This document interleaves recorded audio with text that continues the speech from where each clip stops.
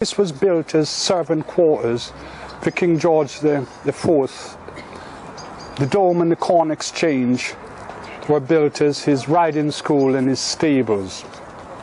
Well, while the king was here, he had many of his servants. He had a lot of black servants and footmen that would follow him around.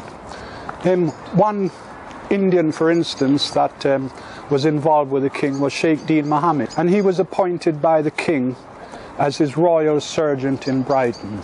Also, another one of his servants was a little Barbadian chap called George Bridgetower, and he was a child prodigy musician, a violinist.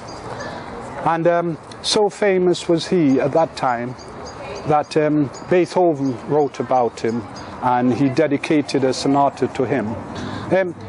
The Prince of Wales purchased him for £25, and £25 in 1778 was a lot of money at that time, and he played in the Prince's band here for 14 years. The Corn Exchange and the Dome, which is behind the servants' quarters, that was the stables, and in 1914 the Corn Exchange ceased to be a Corn Exchange, and it was taken over by the military and converted into a hospital.